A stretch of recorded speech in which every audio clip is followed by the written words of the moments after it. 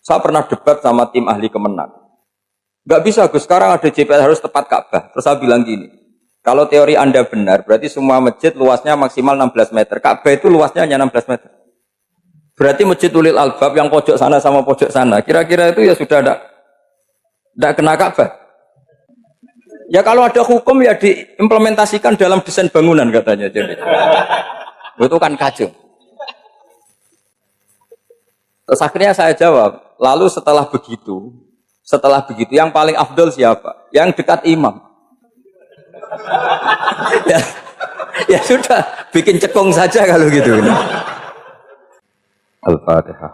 A'udzu billahi minasyaitonir rajim. Bismillahirrahmanirrahim. Alhamdulillahirabbil alamin arrahmanirrahim. Ya. Shiratal ladzina an'amta 'alaihim ghairil maghdubi 'alaihim waladdallin. Terus sesuai janji saya untuk menghormati UI, saya tadi sudah matur sama Pak On juga sama Direktorat. UI adalah kampus yang didirikan oleh para ulama, para profesor, sehingga sudah seharusnya setiap makalah ilmiah itu ada referensinya, ada marojeknya. Dan yang dipakai di seluruh dunia, di semuanya, untuk ulumul Quran itu yang paling pokok pakai kitab Al-Itqan. Al-Itqan fi ulumil Quran, karangannya Imam Suyuti. Sebelum saya terangkan teks persisnya, itu ada sekian problem dalam memahami Quran, terutama kalau lewat terjemah. Problem itu bisa gawat betul, bukan gawat-gawatan tapi gawat betul. Misalnya ada ayat begini dan terjemahnya pasti begini. Fa'ainama tuwallu fatamma wajhullah. Kamu menghadap mana saja, di arah manapun, di sana ada ridhonya. Itu kalau hanya pakai terjemah, tentu menjadikan kita sholat bisa menghadap ke timur, ke barat, ke utara, dan ke apa? Selatan. Saya cerita sedikit tentang asbabun nuzul. Memang tema sekarang tentang asbabun nuzul. Dulu Rasulullah SAW ketika di Mekah itu sholat menghadap Ka'bah. Tapi setelah pindah di Madinah, di mana Madinah itu ada komunitas Yahudi dan Nasrani, Rasulullah itu menghadap ke Baitul Maqdis, kira-kira 16 bulan. 16 sampai 17 bulan. Semua riwayat itu kisarannya hanya 16 sampai berapa? 17 bulan. Sehingga orang Yahudi itu bilang begini, Muhammad ini baiklah, meskipun dia membawa agama baru, tapi kiblatnya masih ikut kita, masih baik kan. Setelah 16 bulan, Nabi diperintahkan Allah untuk menghadap ke Ka'bah. Awal liwajaka syatral masjidil haram. Maka orang Yahudi itu berontak.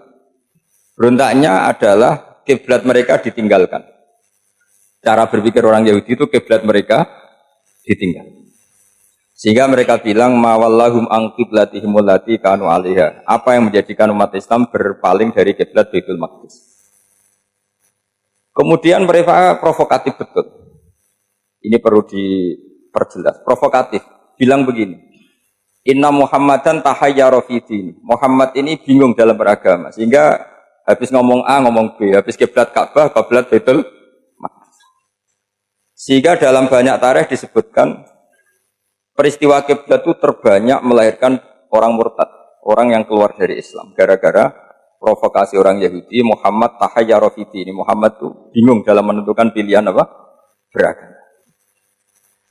Kemudian walhasil singkat cerita akhirnya Nabi itu madhep Ka'bah.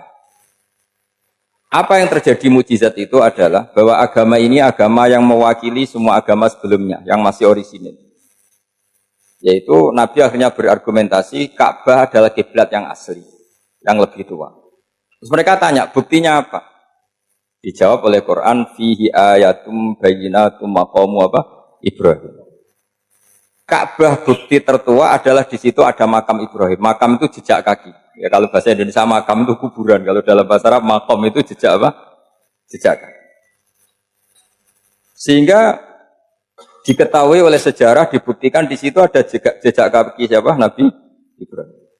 Sementara nisbatnya Baitul Maqdis itu adalah kepada Nabi Musa dan Nabi Harun. Yang ini adalah turunan dari Nabi siapa? Ibrahim. Hikmahnya apa? Begini, sebagai bukti bahwa Baitul Maqdis pernah menjadi poros Islam atau poros Tauhid, maka Nabi Muhammad pernah disuruh menghadap ke Baitul Maqdis.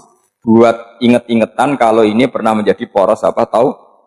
Tapi tetap tua-tuaan masih tua apa? Ka'bah. Kenapa tua Ka'bah tadi? Karena Ibrahim adalah Abul Anbiya, bapak dari para. Dan di situ ada jejak kakinya. Fihi ayatum bayinatum maqam. Bukti itu belum cukup. Dibuktikan lagi bahwa Ismail kecil itu hidupnya di Ka'bah. Kita tahu sa'i bena Safa wal Marwah adalah karena Siti Hajar sedang mencari apa? Jadi ada bukti sekian, bukti empirik bahwa Ibrahim itu kiblatnya itu Ka'bah, bukan Baitul. Sehingga ada kata-kata fihi ayatum bayinatum maqamu. Nah, tanpa ngerti asbabun nuzul, kamu akan mengartikan fa'i nama tuwallu fasamma wajwa itu salah. Karena di situ kamu menghadap mana saja, maka di situ ada ridhonya. Maka para ulama memberi catatan, maksudnya begini, kamu menghadap kemana saja, asal itu yang diperintahkan Allah, maka di situ ada ridhonya. Harus seperti itu maknanya, disesuaikan dengan konteks asbabin. Tanpa seperti itu tidak bisa. Dan masih banyak lagi kepentingan tentang asbabin. Jadi problem sekarang adalah banyak mufassir yang hanya mengartikan dari terjemah. Itu bahaya sekali. Jika ada orang yang menikah secara mut'ah, itu kan mirip kayak transaksi zina. Mereka berdalil famastam ta'tum bihi minhunna fa'atuhunna ujurahun. Perempuan yang sudah kamu nikmati, yang penting kamu bayar. Terjemahnya seperti itu. Karena ujur itu jamaknya ujroh. Itu fatal sekali. Padahal ayat itu begini, settingannya begini, setting siakul kalamnya atau asbabun nuzulnya begini. Ini sekaligus, memang saya sengaja ngaji dengan tema yang berat untuk penghormatan pada yang ngaji. Kalau temanya ringan kan kayak TPG. Jadi ini supaya gue keren-kerenan, ini ada doktor Pak Oni pernah dekan Fakultas Hukum. Jadi kalau saya nanti salah tinggal ditangkap saja, gampang kan? Tapi nangkap saya berurusan dengan Tuhan.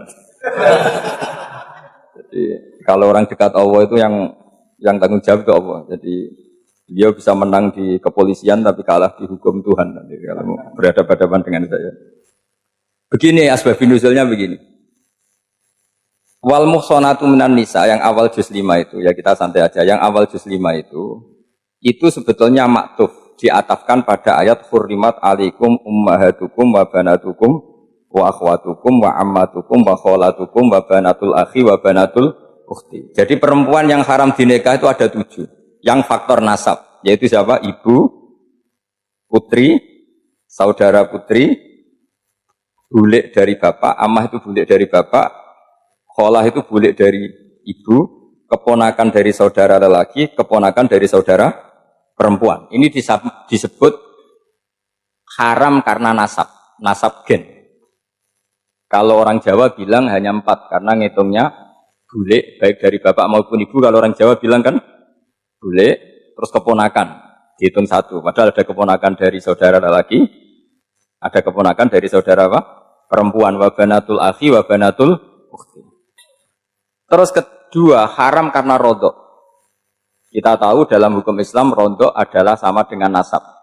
Jadi ibu yang pernah menyusui kamu berarti jadi ibu kamu, dan saudara sepenyusuan berarti menjadi saudara kamu. Ini disebut wa ummahatukumul lati ardok nakum wa akhwatukum minar.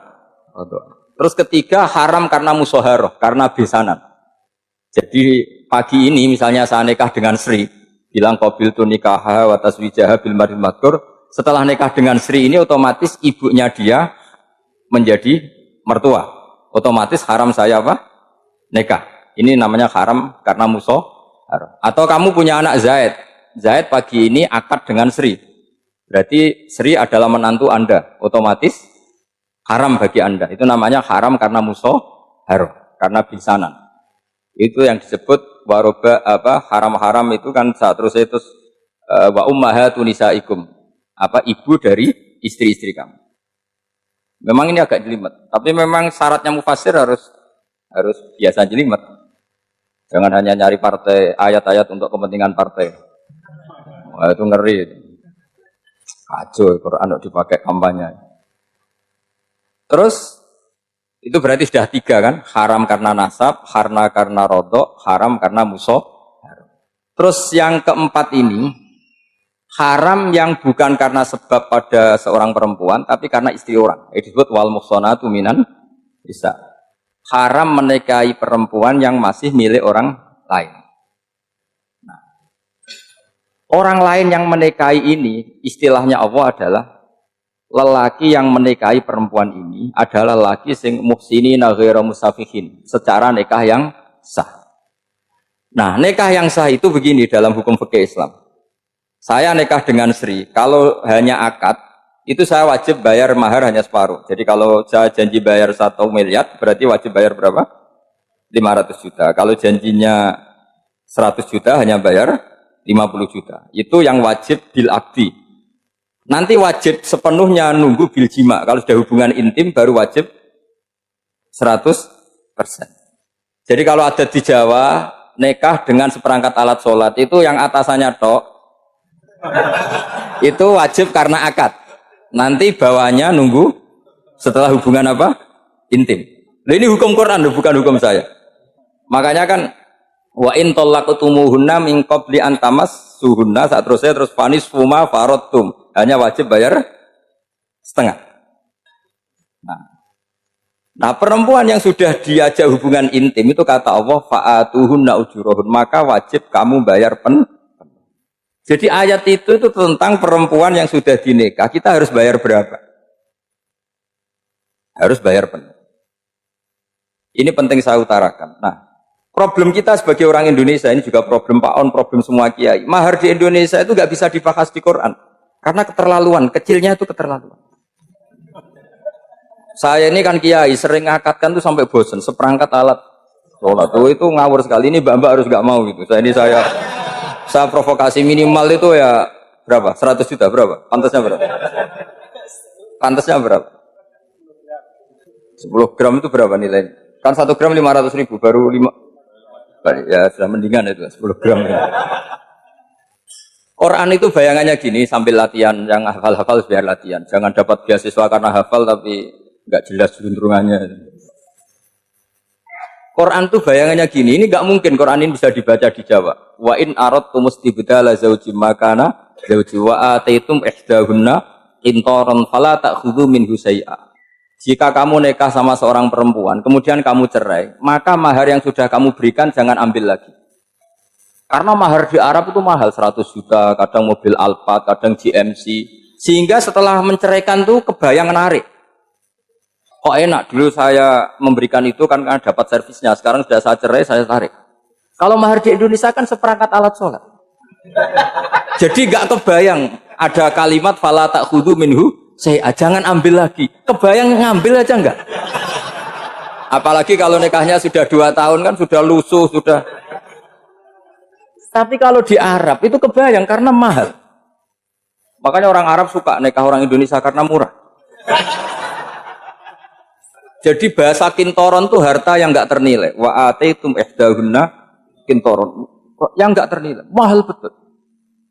Itu pernah saya hitung, ada yang mahar itu 400 juta, ya sekira segitu. Nah, makanya setelah dicerai, Allah memperingatkan, setelah kamu kasihkan, ya jangan minta lagi. Kenapa kepikiran minta? Karena jumlahnya besar. Kalau di Indonesia kepikiran nggak minta. Nggak kepikiran, saking kecilnya. Seperangkat alat sholat, kadang 1 juta.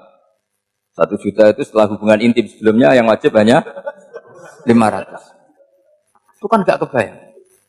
Makanya susah ngartikan Quran di Indonesia, kadang susah karena kadang terlalu.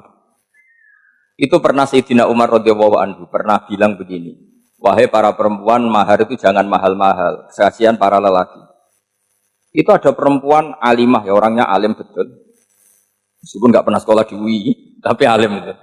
Itu usul langsung gini, ya Amirul Mukminin, laisa dzalika laka ya Amirul Mukminin, waqad qala ta'ala wa ataitum ihdahunna qintaran. Kamu hanya seorang Amirul Mukminin, tidak berhak bikin aturan pembatasan mahar. Allah saja tidak batasi, kenapa kamu batasi? Jika dulu yang namanya nikahnya Sulaiman Agung atau Jamaluddin siapa Ratu Agung, kalau hadiah ya sampai tas mahal itu. Ini kan dari bahasa Arab mumtaz mahal, mumtaz itu istimewa, mahal itu dia punya istri yang sangat dicintai, dikasih hadiah mumtaz mahal. Terus ilat Jawa jadi apa? Tas mahal. Itu sama Mujid Ulil Albab kalah ya.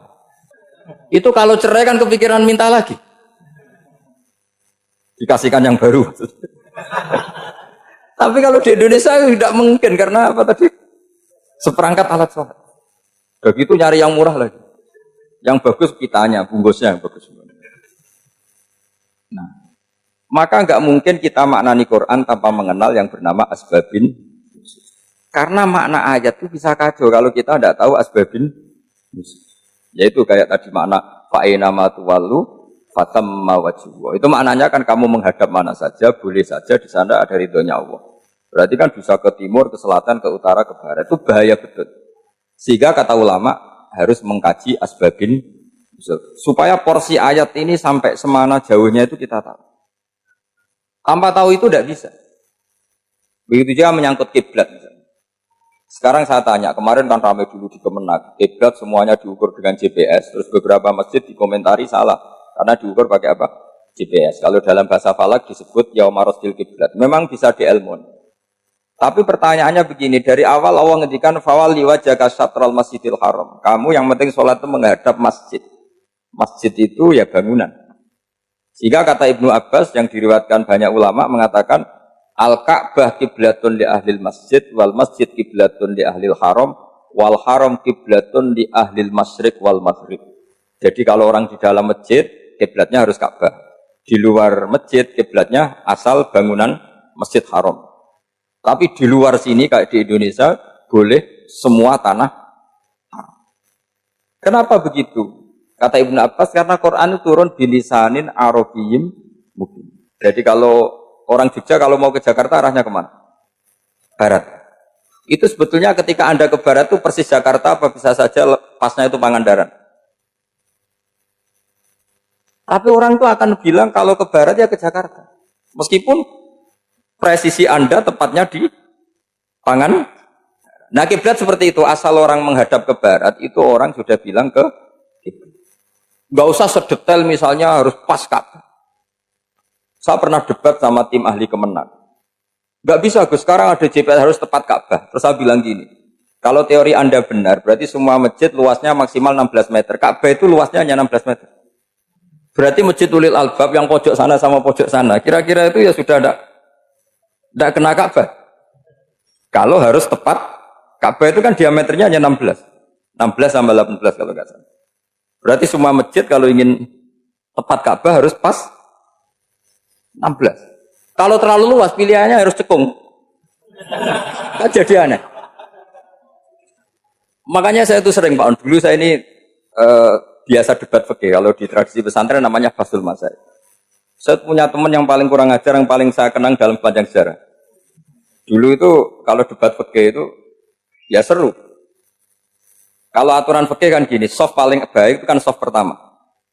Baru kedua, baru ketiga. Yang paling keren kan soft awal, soft. Terus teman saya bilang gini Pak, ya kalau gitu gini aja Gus, desain masjid itu memanjang utara selatan. Biar semuanya soft awal. Gara-gara didesain begini kan ada soft 2, soft 3. Apa susahnya? Kita bikin mulai awal supaya masjid itu memanjang utara apa? Selatan. Supaya semuanya soft awal. Ya kalau ada hukum ya diimplementasikan dalam desain bangunan katanya. Jadi. Itu kan kacau. Terus akhirnya saya jawab, lalu setelah begitu yang paling afdol siapa? Yang dekat imam. ya sudah, bikin cekung saja kalau gitu. Artinya gini ya, beragama itu yang sehat. Jadi beragama itu berdasar riwayat. Berdasar riwayat, pernah ada ulama yang hitung. Madinah menghadap Ka'bah itu ya tidak pas. Pernah dihitung pakai GPS. Kiblat Madinah ke Ka'bah itu ya tidak pas. Tidak seperti yang pernah dianjurkan Kemenak. Karena apa? Agama ini ngikuti bilisanin arabiyyin mungkin. Seperti jenengan gini. Semua ini istilahnya apa? Menghadap Gus Bah. Padahal ada yang agak sana, agak sana. Semuanya ngaji sama siapa Gus? Ya sudah. Istilahnya bertatap muka. Memangnya kita benturan. Ini bahasa. Jadi seperti ini semua namanya apa? Berhadap. Padahal ada yang agak samping, agak samping. Ka'bah juga gitu. Sebenarnya tidak se-ekstrim yang dibayangkan orang-orang. Cuma kalau bisa tepat, ya kita harus tepat. Tapi tetap saja tidak perlu 16 apa? Meter. Fa aina ma tuwallu fathamma wajhullah itu artinya menghadap. Menghadap itu menghadap arah. Makanya Allah tidak ada fawalli wajhaka nahwal Ka'bah tapi fawalli wajhaka syatrul Masjidil Haram. Jadi ini penting saya utarakan supaya kita familiar dengan istilah-istilah Quran. Istilah Quran itu gampang kok sebenarnya. Kalau kita kaji itu gampang. Problem kita tidak pernah mengkaji. Jadi semuanya asing. Kalau kita mengkaji itu gampang sekali. Saya punya sekian cerita betapa pentingnya mengkaji Quran. Harun ar-Rasyid itu dinasti Bani Abbasiyah. Itu pinter sekali. Ada seorang ustadz yang agak ekstrim. Itu datang ke Harun ar-Rasyid. Ya Amirul Mukminin, inni nasihun laka famusaddidun alaika. Fala tajidanna alayya fi nafsika syai'an. Saya mau nasihati kamu tapi saya mohon jangan masukkan hati. Karena nasihat ini penting. Tapi saya akan keras, vulgar, akan keras, kritik saya akan keras karena Anda sebagai Amirul Mukminin tidak pecus. Apa kata Amirul Mukminin Harun Rasyid? Uskut ya Ustad. Sebagian riwayat uskut ya jahil. Kamu itu Ustad bodoh, tidak usah banyak omong. Terus ditanya, kenapa saya bodoh? Terus dibacakan ayat faqula lahu qaulal layyina la'allahu yatadzakkaru aw yakhsha. Inna Allaha ta'ala qad arsala man huwa khairun minka ila man huwa syarrun minni. Wa ma'a dzalika qala ta'ala faqula lahu qaulal layyina. Allah pernah menugaskan seorang yang lebih baik ketimbang kamu, yaitu Musa dan Harun. Musa dan Harun adalah seorang nabi. Kepada orang yang lebih buruk ketimbang saya, yaitu Fir'aun. Itu saja etikanya faqula lahu qaulal layinan. Kamu kalau ngomong yang halus, yang baik, yang berperadaban, kok kamu sama saya mau kasar? Akhirnya ustadznya ternyata pinter kamu, yes pinter aku. Jadi semudah itu. Allah itu menugaskan orang yang lebih baik ketimbang kamu, yaitu Nabi Musa. Kepada orang yang lebih buruk ketimbang saya, yaitu Fir'aun. Itu saja ada etikanya. Kok kamu sama saya mau tambah etika? Mau main kasar hanya karena kamu merasa nasihat Anda benar? Jadi gampang sekali memahami Quran. Tapi lagi-lagi memang bagi ahlinya. Tapi ini saya bantu supaya sampean jadi ahli apa? Quran. Meskipun ngajinya sebulan sekali. Sudah sebulan sekali tidak punya kitabnya. Sudah. Jadi ulama dulu kalau belajar Quran itu gampang sekali. Saya berkali-kali cerita. Yang kitab saya baca di rektorat itu namanya Syajaratul Ma'arif. Itu kalau cerita bikin judul itu enak sekali. Babuna fil ibad bikullil bilad. Bab seseorang di mana saja hidupnya harus bermanfaat. Terus dalilnya itu hanya mengutip makalahnya Nabi Isa wa ja'alani mubarakan ainama kuntu. Ciri utama seorang nabi apa? Saya di mana-mana adanya berkahi orang lain. Jadi berkah bagi orang lain. Maksudnya tidak jadi problem bagi orang lain. Artinya kamu hidup entah di Jogja seperti Pak Onu orang Jember, saya orang Rembang. Hidup di Jogja manfaat, di Jember ya manfaat, di mana-mana manfaat. Saya pernah di Korea seminggu ya manfaat. Saudara kita TKI yang di Korea ya manfaat. Di sana bikin masjid, bikin apa. Karena ngendikane Allah menceritakan Nabi Isa siapa? Wa ja'alani mubarakan ainama kuntu. Saya adalah orang yang di mana-mana berkah. Artinya manusia eksistensinya harus seperti itu, hidup di mana saja berkah. Gampang sekali memahami. Pernah Imam Syafi'i ditanya, kalau kamu nggak kehilangan air atau nggak ada air di satu daerah, cari-cari dulu. Sampai nggak ketemu. Setelah nggak ketemu air, baru kamu boleh tayamum. Imam Syafi'i ditanya, apa dalilnya harus mencari dulu? Kalau nggak ada air ya langsung tayamum saja. Kenapa harus nyari-nyari dulu? Jawabnya Imam Syafi'i itu gampang sekali. Qala ta'ala falam tajidu ma'an. Kemudian kamu tidak menemukan air. Di mana-mana tidak menemukan setelah mencari. Kalau belum mencari namanya tidak tahu. Kan ayatnya kan falam tajidu ma'an. Kemudian kamu tidak menemukan air. Tidak menemukan tuh nyari dulu apa langsung ambil sikap? Nyari dulu baru kesimpulannya tidak ketemu. Kalau belum pernah nyari namanya tidak tahu. Segampang itu ulama dulu memahami Quran karena konstruksinya utuh. Yaitu mereka tahu betul bahwa Quran itu bilisanin Arabiyyin. Ketika Futuhat Syam dulu itu dikuasai tentara Romawi. Era Sayyidina Umar Futuhat. Yerusalem dikuasai tentara Islam. Itu awal Sayyidina siapa? Umar radhiyallahu anhu. Ketika Futuhat mau ada pesta besar-besaran. Tapi Umar menolak. Ketika menolak, kenapa Anda menolak? Beliau hanya membaca ayat Inna Allaha ta'ala ayyara qauman Faqala adhabtum thayyibatikum fi hayatikumud dunya. Allah itu mengkritik satu komunitas kaum yang zaman di dunia menghabiskan semua kenikmatan. Maka kita tidak perlu syukuran besar-besaran. Jangan-jangan jatah kita di akhirat kita habiskan di dunia. Itu adhabtum thayyibatikum fi hayatikumud. Semudah itu. Semudah itu ulama. Rasulullah pernah dahar, pernah makan. Makan karena 3 hari gak makan, cara Indonesia gak makan nasi, gak makan daging, sudah lama sekali. 3 hari Nabi itu hanya makan kurma dan air putih. Pernah Nabi gak makan roti sampai 3 hari. Kalau Indonesia mungkin gak makan nasi. Di hari ketiga, ada sahabat yang berbaik hati, Nabi disembelihkan kambing, dipotongkan kambing, Nabi disuruh dahar. Itu baru dahar setengah piring, Nabi berhenti. Ketika ditanya, setengah piring itu kan sudah kuat. Untuk sholat, untuk apa sudah kuat. Ditanya, ya Rasulullah kenapa berhenti? Bukankah engkau tidak makan ini 3 hari? Nabi menjawab, walatus alunna yawma idzin anin naim. Semua nikmat yang saya rasakan nanti ada pertanggungjawabannya. Makanya saya tidak ingin banyak-banyak. Wah itu kalau diterapkan di sini enggak populer. Makanya saya tahu gayanya ngaji Quran itu enggak siap dengan konsep-konsep Quran itu. Jadi segampang itu orang dulu. Nah karena apa ya itu tadi?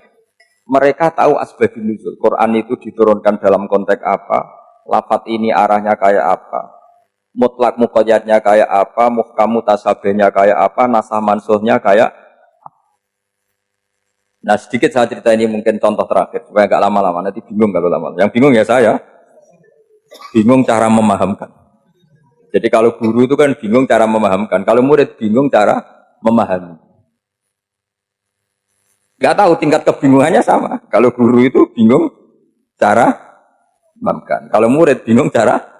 Jadi ini pertemuan 2 kelompok bingung. Yang satu bingung cara memahamkan, yang satu bingung cara. Kalau orang ekstremis bingung cara merusak suasana. Nah, itu enggak benar itu. Ada loh. Rasulullah itu nabi. Itu paling pusing yang ngadepi orang-orang yang ekstrim. Karena apa? Cara berpikir itu lompatannya itu enggak tertib. Jadi nabi itu cara berpikir itu kecerdasan nubuah. Sementara orang ekstrim cara berpikir itu kecerdasan nafsu. Bukan kecerdasan manusia. Kalau manusia masih baik nafsu. Misalnya begini, kalau dalam tradisi nubuah itu, saya dengan Pak Anu berteman lama, mulai tahun 2000 berapa. Itu kalau Pak Anu bertamu ke saya, harusnya tidak usah tak kasih makan. Karena sudah dekat.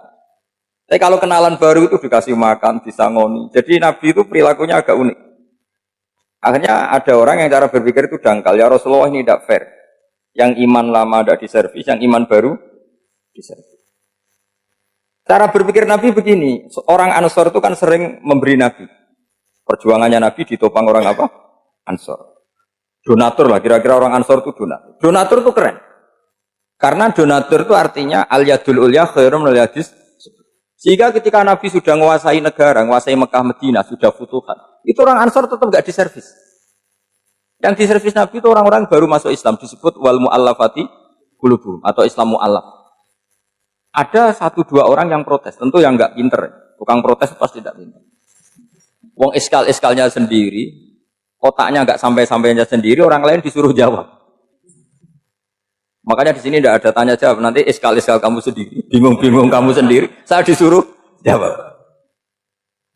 Berarti Gus Pak enggak mau ditanya, ya memang enggak mau, karena tadi jawab sendiri aja, nanti pinter sendiri, kapan-kapan pinter sendiri.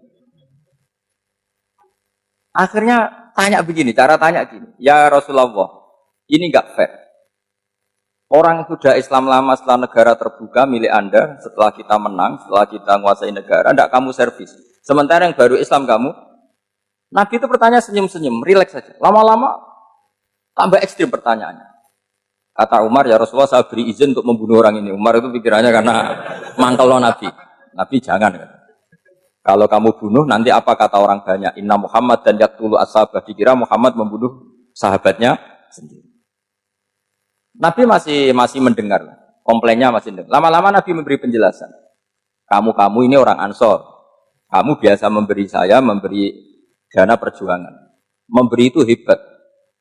Saya tidak ingin menurunkan grade Anda. Grade sebagai pemberi, berarti kelasnya elit. Sekarang menjadi penerima. Itu tidak bagus. Itu betapa Rasul ini namanya kecerdasan nubuah. Kalau orang biasa memberi, biar memberi saja. Supaya dia tetap heroik, tetap patriotik, tetap keren. Karena mentalnya Jangan sampai dari mental memberi, kemudian mentalnya peminta. Jadi kalau Pak On jadi tim suksesnya Pak Jokowi itu ya tidak minta-minta. Kalau dulu kampanye ya kampanye saja. Biar memberi terus nggak pernah minta. Meskipun akhirnya ya gelo. Tapi Nabi dulu tidak gitu. Jadi orang Ansor itu nggak pernah diservis. Padahal jasanya kayak gitu. Supaya kelasnya tetap kelas elit, yaitu pemberi, penanggung jawab. Nabi gak ingin orang Ansor turun grade menjadi penerima. Orang-orang yang cerdas nubuah menerima konsep Nabi seperti itu. Gue tanya sama Pak On, saya dan Niko terjemahan UI itu puluhan tahun sama Pak. Itu beliau ke kontrakan saya ke rumah beliau. Tidak pernah berharap apa. Saya sangat tertutup. Bukan apa-apa ya, kalau ingin memberi saja. Kontribusi saya pada Al-Quran. Saya tidak kepikiran mendapat. Supaya heroik. Tapi orang-orang yang cerdas amatir tadi, ini gak fair. Wong yang memberi lama kok dapat servis sedikit. Nah, sekarang itu problem zaman akhir sudah mulai seperti itu. Nah, orang ini namanya Dzulkhuwaisirah. Ini yang nanti punya anak turun Khawarid. Khawarid itu orang yang ibadahnya hebat, tapi cara berpikir dengan buah salah. Orang lagi Khawarid itu orang yang ibadahnya hebat, tapi cara berpikir nubuah. Nubuah itu unik. Nubuah itu cara berpikir tadi. Apa ya? Melihat sesuatu yang benar, biar benar terus. Gitu. Yaitu tadi, mental memberi itu ya biar memberi terus, tidak usah di-share. Maka ketika Abu Bakar jadi khalifatul Rasulillah, itu ada sistem kepegawaian. Itu gajinya Umar yang sudah Islam lama, gajinya Abu Bakar yang sudah Islam lama. Itu sama Abu Sufyan sama, padahal Islamnya Abu Sufyan baru setelah Fathu Mekah, kira-kira baru setahun. Terus diprotes sama orang-orang, ini Islam lama kok gajinya sama Islam yang baru setahun kok sama. Kata Abu Bakar, fadailuhum indallah, mereka punya kelebihan Islam lama itu indallah, nanti balasannya biar surga. Kalau di dunia sesuai profesinya. Artinya profesi kalau penjaga kantor ya berapa, kalau dosen berapa, pokoknya ya sudah. Dan itu diterima oleh sahabat, semuanya menerima konsep itu. Era Umar agak dibalik. Abu Sufyan kira-kira gajinya 1 juta, yang lainnya yang menangi Nabi mulai awal gajinya 10 juta. Ditanya, ya Umar, kenapa ini jadi rubah seperti kebijakan Abu Bakar, tidak seperti Abu Bakar? Jawabnya Umar lucu. Fawwah la usawwi baina man qatala Rasulullah wa baina man qatala ma'a Rasulillah. Demi Allah saya tidak akan pernah menyamakan orang yang dulu merangi Rasulullah yaitu Abu Sufyan dengan orang sing selawase dari Rasulullah yaitu Sayyidina Ali dan sebagainya. Ini penting. Artinya ketika gajinya orang saya seperti Ali radhiyallahu anhu itu tinggi itu bukan karena lamanya Islam, tapi karena lamanya iman. Jadi mulai dulu ijtihad itu ada dan dulu dia biasa saja. Karena tadi ada kecerdasan nubuah. Saya ulang lagi, ada kecerdasan apa? Sekarang itu kecerdasan toma atau kecerdasan nafsu. Itu kalau sampai ngaji kitab tasawuf, itu bab bakhil itu tidak ada. Menurut kitab tasawuf, medit itu tidak ada, kikir itu tidak ada. Yang ada itu toma. Toma itu berharap dikasih orang lain. Sampai pernah enggak bilang kalau artis-artis di Jakarta kikir? Tidak pernah kan? Karena kamu tidak pernah ingin diberi. Tapi kalau kamu punya pacar karena kenal tidak pernah ditraktir, oh pacar saya kikir. Karena kamu ingin diberi. Pernah enggak kamu hukumi orang lain kikir? Yang enggak kenal. Padahal tidak pernah memberi kamu. Apa ya? Karena kamu tidak pernah ini. Coba sekarang kamu saya tanya, ini latihan cerdas. Definisi kikir itu apa coba? Enggak pernah memberi kamu kan? Artis-artis Jakarta, tokoh-tokoh nasional pernah nggak memberi kamu? Enggak kan? Tapi enggak pernah kamu vonis kikir. Karena kamu enggak pernah Tapi pacar kamu, kok amin ditraktir terus? Atau istri kamu, atau mertua kamu, kok enggak ngasih warisan? Kamu bilang kikir enggak? Sebabnya kikir betul apa karena kamu tomak, berharap? Tomak. Maka di kitab tasawuf itu enggak ada bab kikir, yang ada bab tomak. Karena asal usul menvonis orang kikir itu karena tamak. Maka jangan banyak kenal orang, nanti banyak hukum kamu kan. Sombong juga gitu, di tasawuf itu enggak ada bab sombong. Karena orang hukumi orang lain sombong itu karena kamu ingin dihormati. Ada orang enggak kenal, terus lewat saja enggak tanya kamu bilang sombong enggak kan? Tapi kalau kenal, oh sombong betul, kenal enggak tanya kan gitu. Jadi tasawuf itu sisi unik dari khazanah Islam. Makanya di tasawuf itu nggak ada kritik terhadap kikir. Ya tentu kikir itu buruk, pasti ya kikir itu buruk. Tapi nggak perlu dikritik. Jangan-jangan yang salah kamu. Mau kenal Pak On di PPAI terus ingin jadi sekretarisnya. Terus ingin kenal Pak Jokowi ingin jadi menterinya. Nanti kenal rektor ingin jadi pegawainya. Ketika nggak diturutin bilang Pak Rektor kikir. Tapi orang lain ya Kak pernah berharap. Mungkin nggak menvonis Pak Rektor atau Pak On ini kikir, enggak kan? Berarti vonis kikir itu status orang itu apa nggak kesampaian niat kamu? Memang agak jelimet ilmu tasawuf itu, tapi itu unik. Itu bagian dari khazanah apa? Islam. Makanya Rasulullah itu sering isti'adah minta perlindungan wa min toma'in fi ghairi matma'in. Ya Allah, saya tidak ingin berkeinginan yang tidak layak. Karena semua dunia ini dimulai dari keinginan. Coba kamu protes negara itu karena apa? Ingin makmur, sejahtera tanpa kerja, sehingga nyalakan menteri keuangan, menteri ini itu. Makanya kalau guyonannya ulama tasawuf gini, tak beri bocoran, guyonannya orang tasawuf. Begini guyonannya. Anta lam tajid min nafsika kullama turid, fa kaifa turidu min ghairika kullama turid. Kamu yang punya keinginan saja tidak bisa memenuhi apa yang kamu inginkan. Kenapa keinginan itu kamu timpakan ke orang lain untuk memenuhi kamu? Wong kamu yang punya keinginan saja tidak bisa mewujudkan. Kenapa keinginan Anda kamu timpakan, bebankan orang lain untuk memenuhi keinginan Anda? Misalnya kamu, Gus saya ini goblok, tolong pinterkan. Wong kamu yang ini saja tidak bisa. Kok menyuruh saya? Jadi kalau tiap tasawuf itu unik. Seperti kamu mencintai istri tulen, itu ingin kan dicintai istri tulen. Kamu sendiri kan nggak bisa cinta tulen, masih pelengahan sana sini. Kamu pacaran, ingin pacar kamu setia. Ternyata kamu bikin sekian alternatif. Kalau putus ini punya ini, putus ini. Tapi kamu ingin ini setia, kan nggak fair. Makanya guyonanya orang tasawuf itu, anta lam tajid min nafsika kullama turid, fa kaifa turidu min ghairika kullama turid. Gampang tuh apalane, pokoknya ratrit gitu aja gampang. Jadi kamu yang punya keinginan saja tidak bisa memenuhi. Kok orang lain disuruh memenuhi?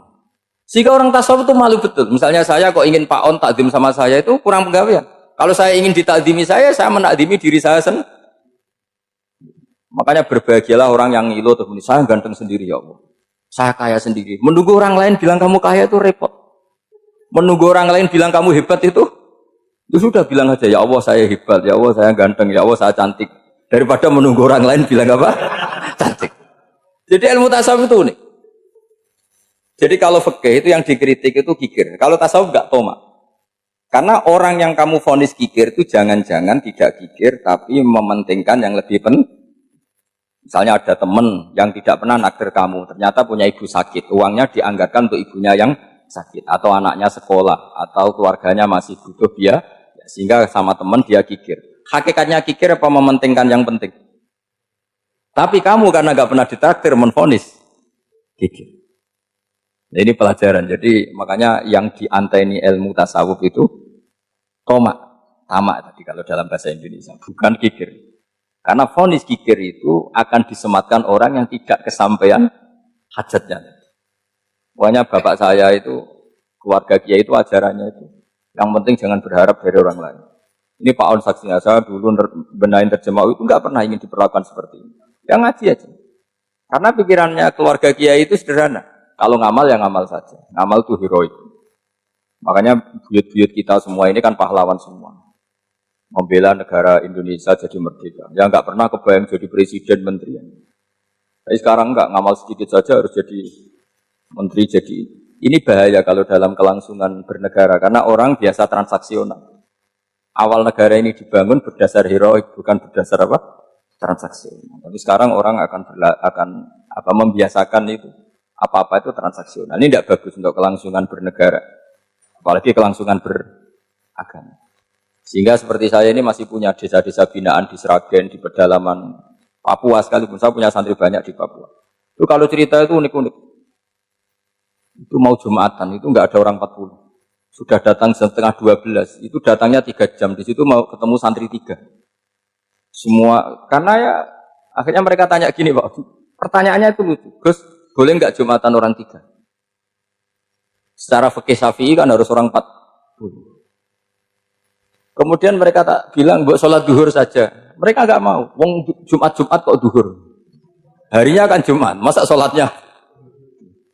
Sehingga kita yang jadi kiai akhirnya nyari fikul madzhabil arba, nyari fikih madzhab 4. Ternyata Imam Malik membolehkan orang 6. Ada yang bilang 12. Yang penting keceluk jamun itu kelompok. Kalau 3 kan belum keceluk apa? Belum disebut apa? Kelompok. Ini penting saya utarakan supaya kita berjuang itu bukan karena sefri seperti ini kayak di Ulil Albab, masjidnya keren, kampus swasta tertua, terus termasuk nomor 1 2 di Indonesia. Oke, kita syukur dengan kebesaran UI. Tapi yang namanya dakwah itu menjadikan orang tidak tahu menjadi tahu, termasuk kepada desa-desa tertinggi. Sama. Yang namanya menteri itu pembantu presiden untuk memenuhi kebutuhan rakyat banyak. Sekarang misalnya menteri pertaniannya itu hebat, cerdas, tapi petani nggak mau nandur padi, mau apa? Coba yang membantu ketahanan pangan itu para petani mau nanam padi apa karena menteri pertanian? Karena petani mau nanam. Ya sudah GR saja, kita pembantu presiden semua. Karena ikut menyumbangkan ketahanan. Tapi kamu kan nggak digaji, kita keren, ngamal tanpa harap gaji. Ini penting. Supaya Anda itu nggak hati kecil gitu. Ikut menyumbang negara tanpa ingin dapat gaji. Keren nggak? Dan itu nubuah. Apa? Nubuah. Orang Ansor itu seperti itu. Sehingga ketika Rasulullah wafat dan ada kompetisi kepemimpinan, itu orang Ansor gak ikut. Sudah kita makmum saja, silahkan dibagi di saking baiknya orang. Nah, makanya saya ulang lagi ya. Kecerdasan nubuah ini yang gak difahami orang Khawarij. Orang Khawarij cara berpikir yang kerja banyak harus dapat. Sementara kecerdasan nubuah enggak. Yang biasa memberi terus memberi saja biar derajatnya tetap al-yadul ulya.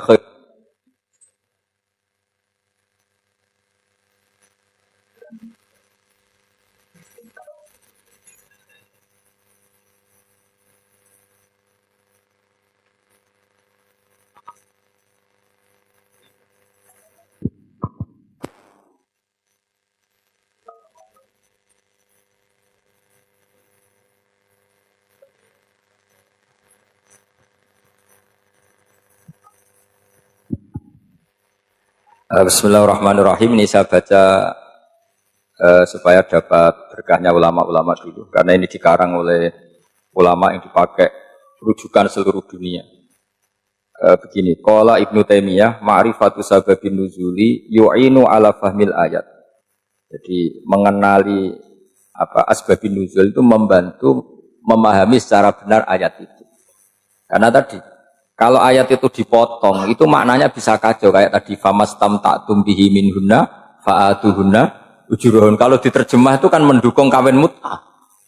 Kalau terjemahnya saja, perempuan siapa saja yang pernah kamu nikmati, yang penting kamu bayar. Itu kan aliran sesat dan menyesatkan. Itu konteks asbabun nuzul tidak seperti itu. Perempuan yang sudah menjadi istri kamu, seorang lagi perempuan yang sudah menjadi istri kamu, jika sudah kamu hubungan intim, maka maharnya harus dibayar penuh. Tapi kalau belum hubungan intim, maharnya hanya wajib separuh. Fanisfu ma faradtum illa ayafuna au ya'fu alladhi biyadihi uqdatun nikah. Tapi tadi kalau di Indonesia gimana Gus? Itu yang repotnya, maharnya itu tadi mukena atasan dan apa?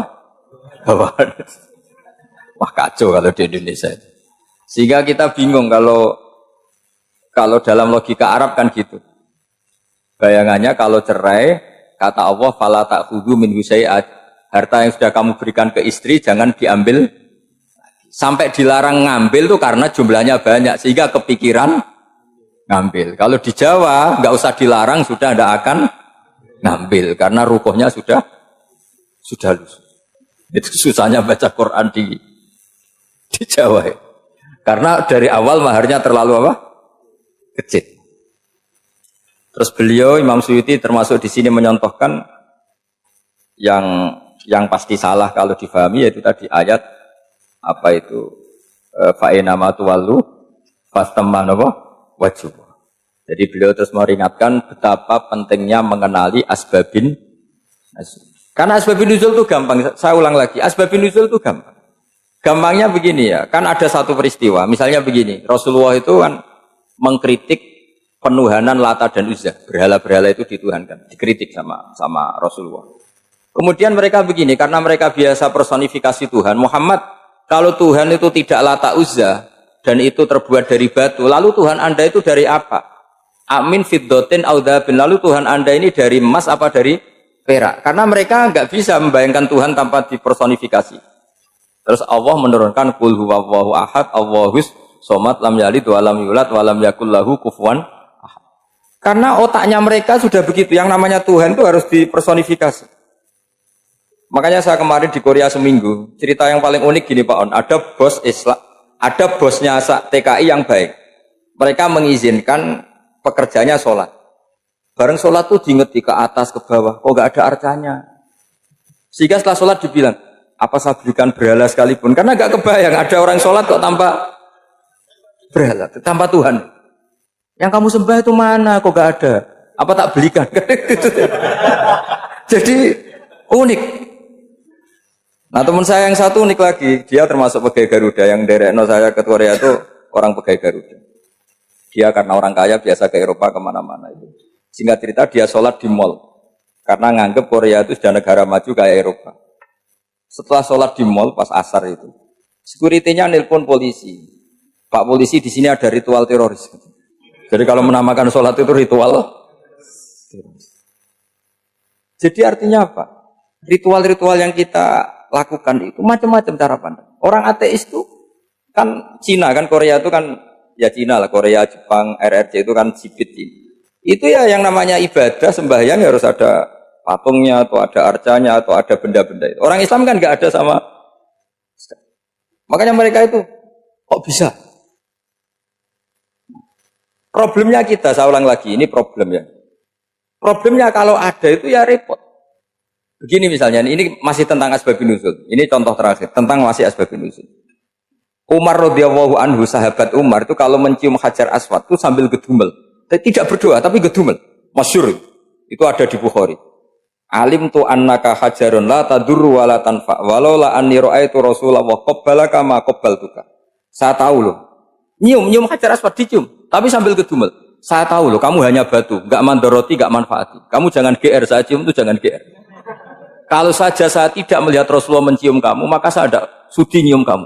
Dah gitu aja. Terus itu tiap nyium Hajar itu tidak doa. Kalau kamu kan enggak minta kaya, minta macam-macam. Kalau Umar malah gedumel. Nah, kenapa demikian? Itu ada asbabun nuzulnya. Umar itu saksi sejarah. Ketika Rasulullah Fathi Mekah, Nabi kan tawaf terus mencium Hajar. Itu di belakang masih banyak orang kafir. Kebetulan Umar masih di sana. Sudah Islam Umar, tapi dia di belakang. Dengar orang-orang kafir, Muhammad itu aneh. Katanya melarang nyembah batu. Ternyata dia nyembah batu. Jadi Nabi nyium Hajar Aswad itu dikira nyembah batu. Katanya ngelarang nyembah batu, tapi dia kok nyembah batu. Karena Nabi mencium Hajar Aswad. Nah karena untuk menghilangkan stigmasi itu, Umar tiap nyium Hajar Aswad ngomong gitu. Andai kan ada sound system, mungkin jadi sound system. Supaya jelas bahwa penciuman ini bukan karena menyembah.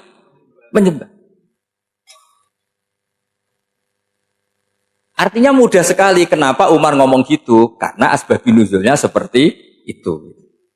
Coba kalau kamu tidak tahu asbabun nuzul, Umar maksudnya gimana tuh? Gak doa, gak apa, kok malah ngomong gitu kan? Tapi kalau kamu tahu asbabun nuzul Umar itu yang mendengar komentar orang sama ketika kita tawaf itu kan 3 pertama kan kita lari-lari kecil. Itu ceritanya juga gitu. Rasulullah itu hidup di Medina, terus diterkenalkan miskin. Medina itu kota wabak, kota penyakit, endemik. Dulu Medina, Yasrib itu kota endemik. Sehingga kata orang kafir-kafir Mekah, yaji ulihadal bait kaumun qad wahanat hum huma Yasrib. Nanti akan datang satu komunitas kaum yang sudah lemas karena kena penyakit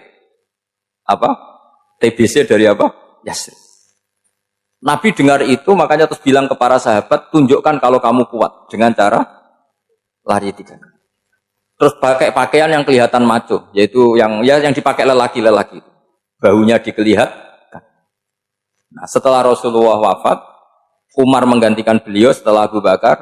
Umar bilang gini, sebetulnya tawaf seperti ini, yaitu lari pertama 3 putaran pertama lari dan memperlihatkan pundak seakan-akan orang maco itu sudah enggak perlu. Karena alasan itu sudah tidak ada. Tapi ini tinggalan Rasulullah, maka jangan rubah ya tetap seperti ini. Akhirnya meskipun sudah tidak ada alasan tadi menjawab stigmasi orang apa? Kafir, tetap tawaf seperti itu. Jadi memang agama itu unik.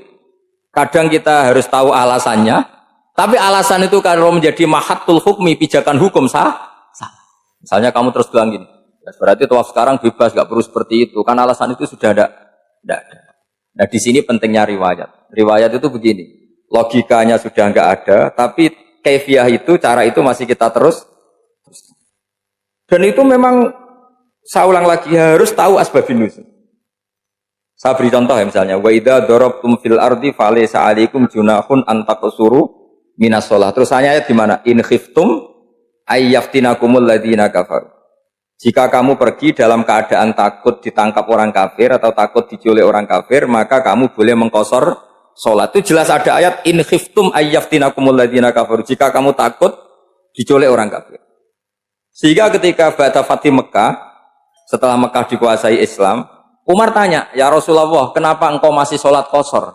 Bukankah kita sudah aman?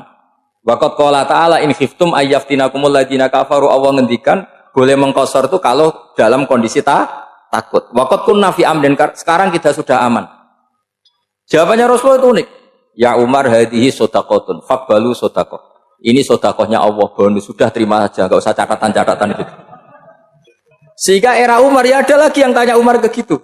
Terus kata Umar, sa'altu dzalika Rasulullah sallallahu alaihi wasallam faqala hadhihi shadaqatu wa faqbalu shadaqah. Sudah ini bonus dari Allah, terima saja. Ini kan unik. Padahal kalau secara disiplin ilmu kan begini. Kamu boleh mengqasar salat kalau dalam bepergian dan dalam keadaan takut. Logika hukumnya kalau tidak takut tidak usah. Sama seperti begini. Kamu kalau pergi jauh seperti saya Pak On, itu ngosor salat apa enggak ngosor kan? Alasannya kalau kosor itu, kalau pergi itu masyakot repot.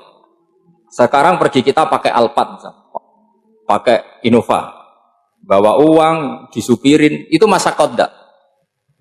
Enggak kan? Tetap boleh jamaah enggak? Boleh. Sebenarnya kamu jamaah itu karena pengetahuan hukum apa karena enak jamaah? Kalau alasannya masyakot, kan sekarang sudah ada. Enggak repot. Ya sudah pakai hadis tadi, ini hadiah, terima saja. Jadi makanya agama itu riwayat. Tapi ada saja ulama yang agak balik loh. Agak balik gini, banyak juga ulama misalnya duwe gawe, ibunya sakit terus ribet jamak sholat. Kenapa? Ribet ngurumat ibu. Makanya ada saja kiai yang duwe gawe mantu itu terus jamak sholat, tapi jangan ikuti. Tapi ada saja karena alasannya jamak itu karena apa? Repot. Ya ada saja, tapi ya jangan ditiru. Cuma saya ini cerita apa yang analisis hukum itu memang agak-agak unik. Jadi tadi kadang Nabi itu ditanya, ya Rasulullah, kita dulu boleh jamak qasar ini kan karena in khiftum ayyaftinakumul ladzina kafaru, takut diancam orang kafir. Sekarang aman, kenapa tetap jamak? Jawabnya Nabi, ini hadiah, terima saja. Ya ada sahabat yang bantah, kenapa Nabi? Allah itu zat yang baik, kalau sudah ngaji bonus nggak pernah ditarik lagi. Makanya Nabi kalau berdoa itu ya, siapa yang disiksa di dunia karena dosanya, fallahu akramu min ayyus sanniya uqubatahu fil akhir. Kalau ada orang salah kok di dunia sudah dikasih sanksi, Allah itu lebih mulia untuk mengulang nanti di akhirat. Akram itu Allah terlalu mulia, maksudnya orang kepikiran wis males ya selesai, tidak akan di. Kalau sampean kan enggak, masih ingin lagi. Jadi itu cara berpikir apa? Nubuah. Jadi berpikir nubuah itu beda. Ada orang pas sujud diinjek sama orang fasik. Diinjek, kemudian si yang sujud tadi, wallahu la yaghfiru wallahu laka, demi Allah tidak akan ngampuni kamu. Itu langsung Allah memberi wahyu sama Nabi di zaman itu. Bilangin yang sedang sujud itu, dia harus minta maaf sama saya, kata Allah. Man dzalladzi yata'alla ala fulan, dia bersumpah bahwa Allah tidak akan memaafkan orang itu. Itu harus diralat. Nabinya iskal, kenapa ya Allah? Yang Tuhan itu saya ini punya sifat dua, bisa menyiksa dan bisa memaafkan. Kenapa dia milih sifat saya satu tidak memaafkan? Akhirnya apa? Orang yang nginjek tadi sama Allah dikasih tobat dan jadi orang soleh. Jadi itu Makanya kamu nggak boleh jadi orang ekstrim nyifati Allahnya satu. Nggak boleh. Allah tetap bisa yaghfiru liman yasha wa yu'adzibu man yasha. Sifatnya Allah dua ya tetap dua. Nggak boleh kamu pilih satu. Misalnya kamu kan biasanya gini, yang ghafur untuk kamu, yang sadidul uqab untuk orang lain. Mesti kelakuannya sampean kan begitu. Nggak boleh seperti itu. Rasulullah kayak apa bencinya sama Wahsy? Karena Wahsy itu qatilu Hamzah. Yang membunuh Sayyid Hamzah siapa? Itu bencinya bukan main Rasulullah. Sampai maksud-maksud Wahsy. Tapi sama Allah malah diturunkan ayat laisa laka minal amri syai'un aw yatuba alaihim aw yu'adzib. Muhammad, meskipun kamu kekasih saya itu tidak wilayah kamu, maafkan atau enggak, terserah saya kata Allah. Ternyata betul, malah Wahsy dikasih tobat. Nah sekarang enggak, orang itu nyifati Allah sama orang lain syadidul iqab, kalau sama dirinya enggak boleh seperti itu. Allah ya sifatnya tetap dua. Jadi boleh kamu misalnya berdoa, ya Allah mbak yang cantik itu semoga dapat jadi istri saya. Mbaknya juga boleh berdoa, ya Allah naudzubillah min dzalik. Jadi ini adu kekuatan, nanti terserah nanti Allah pihak yang mana. Kayaknya pihak yang perempuan. Karena kasihan kan kalau cantik dapat orang apa? Jelek. Saya tuh andaikan boleh fatwa fikih, yang saya haramkan tuh orang jelek dapat orang jelek. Karena kasihan anak-anaknya, tahu-tahu jelek banget. Jadi kan kasihan itu. Jadi dalam Islam itu seperti itu. Jadi apapun benci kita sama musuh kita, Allah bisa saja memperlakukan musuh kita secara baik. Karena Allah itu yaghfir. Tetap kita harus sifati Allah yaghfiru liman yasha wa yu'adzibu. Jangan karena kita benci seseorang seakan-akan Allah sama dia pasti yu'adzib. Pasti menyik. Itu yang dicontohkan Allah kepada Rasulnya, yaitu beliau tidak cocok sama Wahsy, malah Wahsy dikasih petunjuk. Makanya terus ada ayat apa? Laisa laka minal amri syai'un aw yatuba alaihim aw yu'adzib. Muhammad, tidak wilayah kamu, saya menentukan mengadab atau Makanya rata-rata kiai ulama itu halim. Orang halim itu rileks, layinal janib, tidak gampang menvonis orang lain. Biar Allah tetap dengan sifatnya yaf'alu ma yasha, bahwa Allah bisa melakukan apa saja. Soal kamu benci sama seorang, benci saja atas nama kamu, jangan nyatut-nyatut Allah. Misalnya kamu cinta seseorang, wah ini yang calon presiden ini harus jadi presiden. Ternyata Allah menghendaki jadi menteri, mau apa coba? Ya Allah ya falu maya mau apa coba? Yang kiai atau Pak On, BPAI, pantasnya kan menteri agama itu Pak On. Misalnya.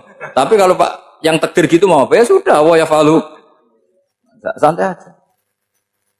Itu rileksnya ahlul ilmi, ya sudah santai saja. Ini negaranya Allah, ini kerajaan Allah, ini buminya Allah, ya Allah biarin ya falu. Masa jadi Tuhan Allah kamu yang repot. Kira-kira jadi Tuhan itu Allah kamu yang repot. Ya Allah biar tetap ya falu mayasa. Allah boleh yaghfiru liman yasha wa yu'adzibu mayasa. Saya kira demikian. Assalamualaikum warahmatullahi wabarakatuh.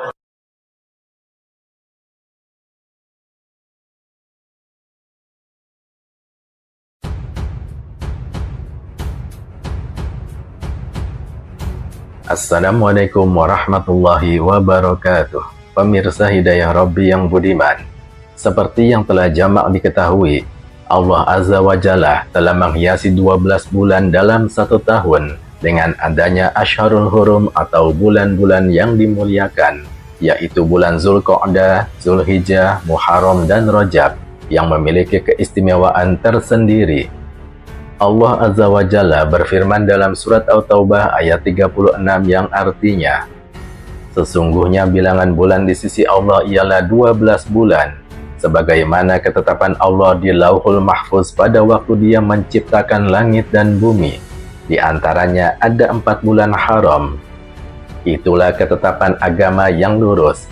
Maka janganlah kamu menzalimi dirimu padanya 4 bulan itu, dan perangilah orang-orang musyrik semuanya, sebagaimana mereka pun memerangi kamu semuanya. Ketahuilah bahwa sesungguhnya Allah bersama orang-orang yang bertakwa. Quran Surat At-Taubah ayat 36. Selain itu, saat Haji Wada, Nabi Muhammad SAW dalam khutbahnya juga bersabda, sesungguhnya waktu telah berputar sebagaimana mestinya. Hal itu ditetapkan pada hari Allah menciptakan langit dan bumi. Dalam setahun ada 12 bulan. Di antaranya ada 4 bulan yang mulia. 3 darinya berturut-turut yaitu Zulqa'dah, Zulhijjah, Muharram, dan Rajab yang biasa diagungkan Bani Mudor, yaitu antara Jumadil Tsani dan Sya'ban.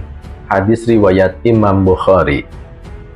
Pemirsa Hidayah Rabbi yang budiman, Syekh Amin Al-Kurdi dalam kitabnya yang berjudul Da'us Siraj fi Fadli Rajab wa Qishatil Mi'raj menyatakan bahwa dalam hadis tersebut Nabi Muhammad SAW memberikan isyarat bahwa sejak Allah menciptakan langit dan bumi, malam dan siang, matahari, bulan, serta bintang, Allah juga telah menentukan ke-12 bulan berdasarkan hitungan hilal. Hal ini menunjukkan bahwa dalam syariat, perhitungan tahun tidak didasarkan pada peredaran dan perpindahan matahari, melainkan pada peredaran bulan dan terbitnya hilal. Adapun maksud Nabi SAW mengatakan demikian, lanjut Syekh Amin, adalah untuk menghapus perbuatan masyarakat jahiliyah yang pada waktu itu seringkali mengakhirkan kemuliaan bulan-bulan haram dan memindahkannya ke bulan-bulan lainnya.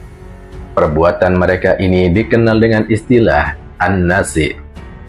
Jika datang bulan haram dan kebetulan mereka sedang melakukan peperangan, maka mereka dengan beraninya menghalalkan peperangan mereka dan menganggap haram pada bulan lainnya. Lebih parah lagi, mereka juga menentang keistimewaan bulan-bulan haram dan hanya menganggap itu semua hanya sekedar hitungan belaka. Misalnya, ketika mereka kebetulan sedang berperang pada bulan Muharram, maka mereka menganggap hal itu halal dan hukum haram perang mereka akhirkan dan pindahkan pada bulan berikutnya, yaitu di bulan Safar. Begitu seterusnya sampai berputarlah bulan-bulan tersebut selama setahun. Dari hadis tersebut, Nabi Muhammad SAW ingin memberitahu bahwa waktu telah berputar sebagaimana mestinya. Hal itu ditetapkan pada hari Allah menciptakan langit dan bumi. Selain itu, Nabi juga memerintahkan agar menjaga waktu agar tidak diganti-ganti di kemudian hari. Sumber Syekh Amin Al-Kurdi dalam Da'us Siraj fi Fadli Rajab wa Qishatil Mi'raj. Lantas, mengapa Allah memilih 4 bulan tersebut, Zulqa'dah, Zulhijjah, Muharram, dan Rajab, sebagai bulan-bulan mulia atau Ashharul Hurum? Hikmah apa yang ada di balik pemilihan 4 bulan tersebut? Pemirsa Hidayah Rabbi yang budiman, Syekh Amin Al-Kurdi mengutip pendapat Ka'ab Al-Ahbar. Alasan pemilihan ke-4 bulan tersebut sebagai bulan haram adalah karena kalau bulan Zulqa'dah itu adalah bulan di mana orang-orang yang berhaji mulai melakukan perjalanan ke tanah suci, sedangkan kalau bulan Zulhijjah karena orang-orang yang berhaji sedang melaksanakan kewajibannya di bulan itu. Adapun bulan Muharram karena orang-orang yang berhaji mulai pulang ke tanah air masing-masing. Sehingga dipilihnya bulan Zulqa'dah, Zulhijjah, dan Muharram sebagai bulan-bulan mulia atau Ashharul Hurum adalah agar para jamaah haji merasa aman, mulai dari melakukan perjalanan ke tanah suci sampai pulang ke tanah air masing-masing. Adapun alasan dipilihnya bulan Rajab sebagai bagian dari Ashharul Hurum adalah karena biasanya orang-orang yang domisilinya dekat dengan Mekah melaksanakan umroh paruh tahun pada bulan Rajab tersebut. Saya pernah debat sama tim ahli Kemenang. Nggak bisa Gus, sekarang ada JPL harus tepat Ka'bah. Terus saya bilang gini, kalau teori Anda benar, berarti semua masjid luasnya maksimal 16 meter. Ka'bah itu luasnya hanya 16 meter. Berarti Masjid Ulil Albab yang pojok sana sama pojok sana, kira-kira itu ya sudah tidak kena Ka'bah. Ya kalau ada hukum ya diimplementasikan dalam desain bangunan katanya. Jadi itu kan kacau. Terus akhirnya saya jawab, lalu setelah begitu yang paling afdol siapa? Yang dekat imam. ya sudah, bikin cekung saja kalau gitu. Al-Fatihah. A'udzu billahi minasyaitonir rajim. Bismillahirrahmanirrahim. Alhamdulillahirabbil alamin arrahmanir rahim. Ya. Shiratal ladzina an'amta 'alaihim ghairil maghdubi 'alaihim waladdallin. Terus sesuai janji saya untuk menghormati UI, saya tadi sudah matur sama Pak On juga sama direktorat.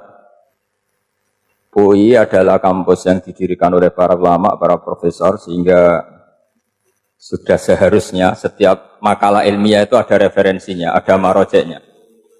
Dan yang dipakai di seluruh dunia, di semuanya, untuk ulumul Quran itu yang paling pokok pakai kitab Al-Itqan. Al-Itqan fi ulumil Quran, karangannya Imam Suyuti. Sebelum saya terangkan teks persisnya, itu ada sekian problem dalam memahami Quran, terutama kalau lewat terjemah. Problem itu bisa gawat betul, bukan gawat-gawatan tapi gawat betul. Misalnya ada ayat begini dan terjemahnya pasti begini. Fa'ainama tuwallu fatamma wajhullah. Kamu menghadap mana saja, di arah manapun, di sana ada ridhonya Allah. Itu kalau hanya pakai terjemah, tentu menjadikan kita sholat bisa menghadap ke timur, ke barat, ke utara, dan ke apa? Selatan. Saya cerita sedikit tentang asbabun nuzul. Memang tema sekarang tentang asbabun nuzul. Dulu Rasulullah SAW ketika di Mekah itu sholat menghadap Ka'bah. Tapi setelah pindah di Madinah, di mana Madinah itu ada komunitas Yahudi dan Nasrani, Rasulullah itu menghadap ke Baitul Maqdis, kira-kira 16 bulan. 16 sampai 17 bulan. Semua riwayat itu kisarannya hanya 16 sampai berapa? 17 bulan. Sehingga orang Yahudi itu bilang begini, Muhammad ini baiklah, meskipun dia membawa agama baru, tapi kiblatnya masih ikut kita, masih baik kan. Setelah 16 bulan, Nabi diperintahkan Allah untuk menghadap ke Ka'bah. Awal liwajaka syatral masjidil haram. Maka orang Yahudi itu berontak. Berontaknya adalah kiblat mereka ditinggalkan. Cara berpikir orang Yahudi itu kiblat mereka ditinggal. Sehingga mereka bilang mawallahum an qiblatihimul lati kanu 'alaiha. Apa yang menjadikan umat Islam berpaling dari kiblat Baitul Maqdis. Kemudian mereka provokatif betul. Ini perlu diperjelas. Provokatif. Bilang begini. Inna Muhammadan tahayyara fi din. Muhammad ini bingung dalam beragama. Sehingga habis ngomong A ngomong B, habis kiblat Ka'bah, kiblat Baitul Maqdis. Sehingga dalam banyak tarikh disebutkan peristiwa kiblat itu terbanyak melahirkan orang murtad, orang yang keluar dari Islam gara-gara provokasi orang Yahudi. Muhammad tahayyara fi din. Muhammad itu bingung dalam menentukan pilihan apa? Beragama. Kemudian walhasil singkat cerita akhirnya Nabi itu madhep Ka'bah. Apa yang terjadi mukjizat itu adalah bahwa agama ini agama yang mewakili semua agama sebelumnya yang masih orisinil. Yaitu Nabi akhirnya berargumentasi Ka'bah adalah kiblat yang asli, yang lebih tua. Terus mereka tanya, buktinya apa? Dijawab oleh Quran, fihi ayatum bayyinatum maqamu apa? Ibrahim. Ka'bah bukti tertua adalah di situ ada makam Ibrahim. Makam itu jejak kaki. Ya kalau bahasa Indonesia makam itu kuburan. Kalau dalam bahasa Arab makam itu jejak apa? Jejak kaki. Sehingga diketahui oleh sejarah dibuktikan di situ ada jejak kaki siapa? Nabi Ibrahim. Sementara nisbatnya Baitul Maqdis itu adalah kepada Nabi Musa dan Nabi Harun.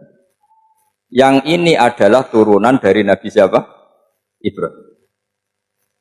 Hikmahnya apa? Begini, sebagai bukti bahwa Baitul Maqdis pernah menjadi poros Islam atau poros Tauhid, maka Nabi Muhammad pernah disuruh menghadap ke Baitul Maqdis. Buat inget-ingetan kalau ini pernah menjadi poros apa? Tauhid. Tapi tetap tua-tuaan masih tua apa? Ka'bah. Kenapa tua Ka'bah tadi? Karena Ibrahim adalah Abul Anbiya, bapak dari para. Dan di situ ada jejak kakinya. Fihi ayatum bayyinatum maqam. Bukti itu belum cukup. Dibuktikan lagi bahwa Ismail kecil itu hidupnya di Ka'bah. Kita tahu sa'i baina Safa wal Marwah adalah karena Siti Hajar sedang mencari apa? Jadi ada bukti sekian, bukti empirik bahwa Ibrahim itu kiblatnya itu Ka'bah, bukan Baitul. Sehingga ada kata-kata fihi ayatum bayyinatum maqamu. Nah, tanpa ngerti asbabun nuzul, kamu akan mengartikan fa'ina ma tuwallu fatamma wajhuhu itu salah. Karena di situ kamu menghadap mana saja, maka di situ ada ridhonya Allah. Maka para ulama memberi catatan. Maksudnya begini, kamu menghadap kemana saja, asal itu yang diperintahkan Allah, maka di situ ada ridhonya. Harus seperti itu maknanya, disesuaikan dengan konteks asbabin nuzul. Tanpa seperti itu tidak bisa. Dan masih banyak lagi kepentingan tentang asbabin nuzul. Jadi problem sekarang adalah banyak mufassir yang hanya mengartikan dari terjemah. Itu bahaya sekali. Jika ada orang yang menikah secara mut'ah, itu kan mirip kayak transaksi zina. Mereka berdalil famastamta'tum bihi minhunna fa'atuhunna ujurahun. Perempuan yang sudah kamu nikmati, yang penting kamu bayar. Terjemahnya seperti itu. Karena ujur itu jamaknya ujroh. Itu fatal sekali. Padahal ayat itu begini, settingannya begini, setting siakul kalamnya atau asbabun nuzulnya begini. Ini sekaligus, memang saya sengaja ngaji dengan tema yang berat, untuk penghormatan pada yang ngaji. Kalau temanya ringan kan kayak TPG.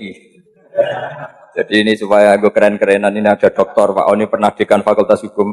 Jadi kalau saya nanti salah tinggal ditangkap saja, gampang kan? Tapi nangkap saya berurusan dengan Tuhan.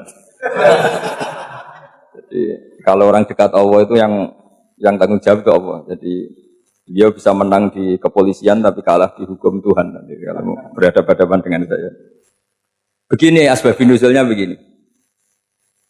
Wal muhsanatu minan nisa yang awal juz 5 itu, ya kita santai aja. Yang awal juz 5 itu sebetulnya maktuf, diatafkan pada ayat hurrimat alaikum ummahatukum wa banatukum wa akhwatukum wa ammatukum wa kholatukum wa banatul akhi wa banatul ukhti. Jadi perempuan yang haram dinikah itu ada 7. Yang faktor nasab, yaitu siapa? Ibu, putri, saudara putri, bulik dari bapak, ammah itu bulik dari bapak, kholah itu bulik dari ibu, keponakan dari saudara lelaki, keponakan dari saudara perempuan. Ini disebut haram karena nasab gen. Kalau orang Jawa bilang hanya 4, karena ngitungnya bulik, baik dari bapak maupun ibu. Kalau orang Jawa bilang kan bulik, terus keponakan, dihitung 1. Padahal ada keponakan dari saudara lelaki, ada keponakan dari saudara apa? Perempuan, wabanatul akhi, wabanatul ukhti. Terus kedua, haram karena rodok. Kita tahu dalam hukum Islam, rodok adalah sama dengan nasab. Jadi ibu yang pernah menyusui kamu berarti jadi ibu kamu, dan saudara sepenyusuan berarti menjadi saudara kamu. Ini disebut wa ummahatukum allati arda'nakum wa akhwatukum minar rodok. Terus ketiga, haram karena musoharoh, karena besanan. Jadi pagi ini misalnya saya nikah dengan Sri, bilang qabiltu nikaha wa taswijaha bil maril madkur. Setelah nikah dengan Sri ini otomatis ibunya dia menjadi mertua. Otomatis haram saya apa? Nikah. Ini namanya haram karena musoharoh. Atau kamu punya anak Zaid. Zaid pagi ini akad dengan Sri. Berarti Sri adalah menantu Anda. Otomatis haram bagi Anda. Itu namanya haram karena musoharoh, karena bisanan. Itu yang disebut waroba haram-haram itu kan terus itu wa ummahatu nisaikum. Ibu dari istri-istri kamu.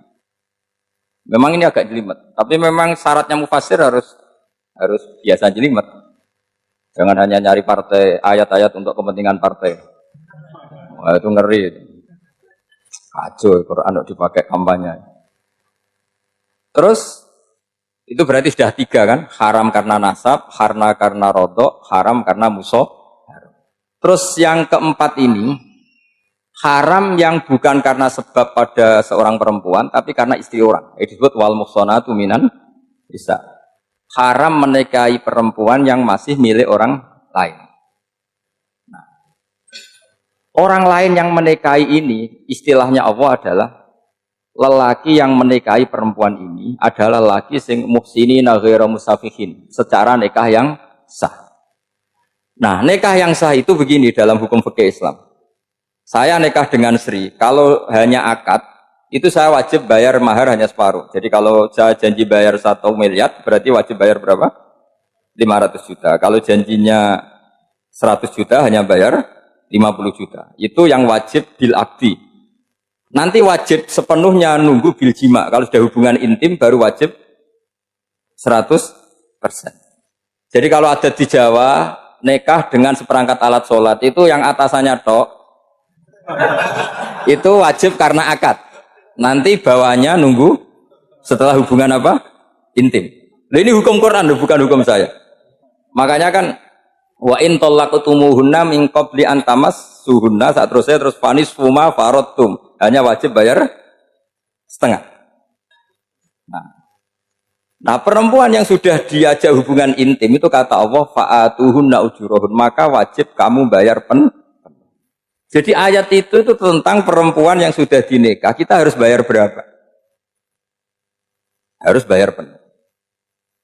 Ini penting saya utarakan. Nah, problem kita sebagai orang Indonesia ini juga problem Pak On, problem semua kiai. Mahar di Indonesia itu nggak bisa dibahas di Quran karena keterlaluan, kecilnya itu keterlaluan. Saya ini kan kiai, sering ngakatkan tuh sampai bosen, seperangkat alat sholat. Itu ngawur sekali, ini mbak-mbak harus nggak mau gitu. Saya provokasi minimal itu ya berapa? 100 juta berapa? Pantasnya berapa? Pantasnya berapa? 10 gram itu berapa nilainya? Kan 1 gram 500.000, baru 5. Ya sudah mendingan itu 10 gram. Quran itu bayangannya gini, sambil latihan, yang hafal-hafal biar latihan. Jangan dapat beasiswa karena hafal tapi nggak jelas juntrungannya. Quran tuh bayangannya gini, ini nggak mungkin Quran ini bisa dibaca di Jawa. Wa in aradtum istibdala zawji makana zawji wa ataitum ihdahunna qintaran fala ta'khudhu minhu syai'a. Jika kamu nikah sama seorang perempuan, kemudian kamu cerai, maka mahar yang sudah kamu berikan jangan ambil lagi. Karena mahar di Arab itu mahal, 100 juta, kadang mobil Alphard, kadang GMC. Sehingga setelah menceraikan tuh kebayang menarik. Kok enak, dulu saya memberikan itu kan karena dapat servisnya, sekarang sudah saya cerai, saya tarik. Kalau mahar di Indonesia kan seperangkat alat sholat. Jadi gak kebayang ada kalimat fala ta'khudhu minhu jangan ambil lagi. Kebayang ngambil aja enggak? Apalagi kalau nikahnya sudah 2 tahun kan sudah lusuh, sudah. Tapi kalau di Arab itu kebayang karena mahal. Makanya orang Arab suka nikah orang Indonesia karena murah. Jadi bahasa kintoron itu harta yang enggak ternilai. Wa ataitum ihdahunna kintoron. Yang enggak ternilai, mahal betul. Itu pernah saya hitung, ada yang mahar itu 400 juta, ya sekira segitu. Nah, makanya setelah dicerai Allah memperingatkan, setelah kamu kasihkan ya jangan minta lagi. Kenapa kepikiran minta? Karena jumlahnya besar. Kalau di Indonesia kepikiran enggak minta. Enggak kepikiran, saking kecilnya. Seperangkat alat sholat kadang 1 juta. 1 juta itu setelah hubungan intim sebelumnya yang wajib hanya 500. Itu kan gak kebayang. Makanya susah ngartikan Quran di Indonesia, kadang susah karena kadang terlalu. Itu pernah Sayyidina Umar radhiyallahu anhu pernah bilang begini, wahai para perempuan, mahar itu jangan mahal-mahal, kasihan para lelaki. Itu ada perempuan alimah, ya orangnya alim betul. Meskipun gak pernah sekolah di UI, tapi alim itu. Itu usul langsung gini, ya Amirul Mukminin, laisa dzalika laka ya Amirul Mukminin. Waqad qala ta'ala wa ataitum ihdahunna qintaran. Kamu hanya seorang Amirul Mukminin, tidak berhak bikin aturan pembatasan mahar. Allah saja tidak batasi, kenapa kamu batasi?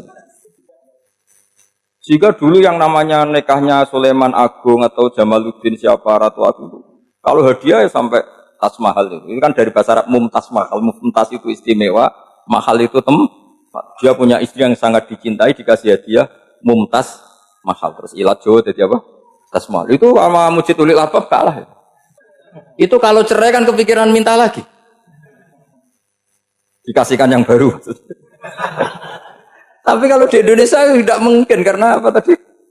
Seperangkat alat sholat. Begitu nyari yang murah lagi. Yang bagus kitanya, bungkusnya yang bagus. Nah, maka nggak mungkin kita maknani Quran tanpa mengenal yang bernama asbabin. Karena makna ayat itu bisa kacau kalau kita tidak tahu asbabin. Yaitu kayak tadi makna fa'ina ma tuwallu fatamma wajhu. Itu maknanya kan kamu menghadap mana saja, boleh saja di sana ada ridhonya Allah. Berarti kan bisa ke timur, ke selatan, ke utara, ke barat. Itu bahaya betul. Sehingga kata ulama harus mengkaji asbabin supaya porsi ayat ini sampai semana jauhnya itu kita tahu. Tanpa tahu itu tidak bisa. Begitu juga menyangkut kiblat. Sekarang saya tanya, kemarin kan ramai dulu di Kemenak, kiblat semuanya diukur dengan GPS, terus beberapa masjid dikomentari salah, karena diukur pakai apa? GPS. Kalau dalam bahasa falak disebut yaumarosdil kiblat. Memang bisa diilmun. Tapi pertanyaannya begini, dari awal Allah ngendikan fawalli wajhaka syatral masjidil haram. Kamu yang penting sholat itu menghadap masjid. Masjid itu ya bangunan. Sehingga kata Ibnu Abbas yang diriwayatkan banyak ulama mengatakan al-Ka'bah kiblatun li ahlil masjid wal masjid kiblatun li ahlil haram wal haram kiblatun li ahlil masyriq wal maghrib. Jadi kalau orang di dalam masjid kiblatnya harus Ka'bah. Di luar masjid kiblatnya asal bangunan Masjid Haram. Tapi di luar sini kayak di Indonesia boleh semua tanah haram. Kenapa begitu? Kata Ibnu Abbas karena Quran itu turun bilisanin arabiyyin mubin. Jadi kalau orang Jogja kalau mau ke Jakarta arahnya kemana? Barat. Itu sebetulnya ketika Anda ke barat itu persis Jakarta apa bisa saja pasnya itu Pangandaran. Tapi orang itu akan bilang kalau ke barat ya ke Jakarta. Meskipun presisi Anda tepatnya di Pangan. Nah kiblat seperti itu, asal orang menghadap ke barat itu orang sudah bilang ke kiblat. Gak usah sedetail misalnya harus pas Ka'bah. Saya pernah debat sama tim ahli Kemenang. Gak bisa Gus, sekarang ada GPS harus tepat Ka'bah. Terus saya bilang gini, kalau teori Anda benar, berarti semua masjid luasnya maksimal 16 meter. Ka'bah itu luasnya hanya 16 meter. Berarti masjid Ulil Albab yang pojok sana sama pojok sana, kira-kira itu ya sudah tidak kena Ka'bah. Kalau harus tepat, Ka'bah itu kan diameternya hanya 16. 16 sama 18 kalau nggak salah. Berarti semua masjid kalau ingin tepat Ka'bah harus pas 16. Kalau terlalu luas pilihannya harus cekung. Kan jadi aneh. Makanya saya itu sering Pak On. Dulu saya ini biasa debat fikih. Kalau di tradisi pesantren namanya Fasul Masail. Saya punya teman yang paling kurang ajar, yang paling saya kenang dalam panjang sejarah. Dulu itu kalau debat fikih itu ya seru. Kalau aturan fikih kan gini, soft paling baik itu kan soft pertama. Baru kedua, baru ketiga. Yang paling keren kan soft awal, soft. Terus teman saya bilang gini Pak, ya kalau gitu gini aja Gus, desain masjid itu memanjang utara selatan. Biar semuanya soft awal. Gara-gara didesain begini kan ada soft 2, soft 3. Apa susahnya? Kita bikin mulai awal supaya masjid itu memanjang utara apa? Selatan. Supaya semuanya soft awal. Ya kalau ada hukum ya diimplementasikan dalam desain bangunan katanya. Jadi itu kan kacau. Terus akhirnya saya jawab, lalu setelah begitu yang paling afdol siapa? Yang dekat imam. Ya sudah, bikin cekung saja kalau gitu. Artinya gini ya, beragama itu yang sehat. Jadi beragama itu berdasar riwayat. Berdasar riwayat, pernah ada ulama yang hitung. Madinah menghadap Ka'bah itu ya tidak pas. Pernah dihitung pakai GPS. Kiblat Madinah ke Ka'bah itu ya tidak pas. Tidak seperti yang pernah dianjurkan Kemenak. Karena apa? Agama ini ngikuti bilisanin arabiyyin mungkin. Seperti jenengan gini. Semua ini istilahnya apa? Menghadap Gus Bah. Padahal ada yang agak sana, agak sana. Semuanya ngaji sama siapa Gus? Ya sudah. Istilahnya bertatap muka. Memangnya kita benturan. Ini bahasa. Jadi seperti ini semua namanya apa? Berhadap. Padahal ada yang agak samping, agak samping. Ka'bah juga gitu. Sebenarnya tidak se-ekstrim yang dibayangkan orang-orang. Cuma kalau bisa tepat, ya kita harus tepat. Tapi tetap saja tidak perlu 16 apa? Meter. Fa'aina ma tuwallu fathamma wajhuhu. Itu artinya menghadap. Menghadap itu menghadap arah. Makanya Allah tidak ada fawalli wajhaka nahwal Ka'bah, tapi fawalli wajhaka syatrul Masjidil Haram. Jadi ini penting saya utarakan supaya kita familiar dengan istilah-istilah Quran. Istilah Quran itu gampang sebenarnya. Kalau kita kaji itu gampang. Problem kita tidak pernah mengkaji. Jadi semuanya asing. Kalau kita mengkaji itu gampang sekali. Saya punya sekian cerita betapa pentingnya mengkaji Quran. Harun ar-Rasyid itu dinasti Bani Abbasiyah. Itu pinter sekali. Ada seorang ustadz yang agak ekstrim. Itu datang ke Harun ar-Rasyid. Ya Amirul Mukminin, inni nasihun laka famusaddidun alaika. Fala tajidanna alayya fi nafsika syai'an. Saya mau nasihati kamu, tapi saya mohon jangan masukkan hati. Karena nasihat ini penting. Tapi saya akan keras, vulgar. Akan keras, kritik saya akan keras. Karena Anda sebagai Amirul Mukminin tidak pecus. Apa kata Amirul Mukminin Harun ar-Rasyid? Uskut ya Ustad. Sebagian riwayat uskut ya jahil. Kamu itu Ustad bodoh, tidak usah banyak omong. Terus ditanya, kenapa saya bodoh? Terus dibacakan ayat faqula lahu qaulal layyinal la'allahu yatadzakkaru aw yakhsha. Inna Allaha ta'ala qad arsala man huwa khairun minka ila man huwa syarrun minni. Wa ma'a dzalika qala ta'ala faqula lahu qaulal layyinan. Allah pernah menugaskan seorang yang lebih baik ketimbang kamu, yaitu Musa dan Harun. Musa dan Harun adalah seorang nabi. Kepada orang yang lebih buruk ketimbang saya, yaitu Fir'aun. Itu saja etikanya faqula lahu qaulal layyinan. Kamu kalau ngomong yang halus, yang baik, yang berperadaban, kok kamu sama saya mau kasar? Akhirnya ustadznya ternyata pinter kamu, yes pinter aku. Jadi semudah itu. Allah itu menugaskan orang yang lebih baik ketimbang kamu, yaitu Nabi Musa, kepada orang yang lebih buruk ketimbang saya, yaitu Fir'aun. Itu saja ada etikanya. Kok kamu sama saya mau tambah etika? Mau main kasar hanya karena kamu merasa nasihat Anda benar? Jadi gampang sekali memahami Quran.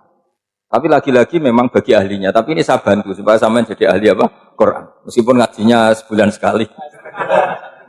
Sudah sebulan sekali tidak punya kitabnya. Sudah. Jadi ulama dulu kalau belajar Quran itu gampang sekali. Saya berkali-kali cerita. Yang kitab saya baca di rektorat itu namanya Syajaratul Ma'arif. Itu kalau cerita bikin judul itu enak sekali.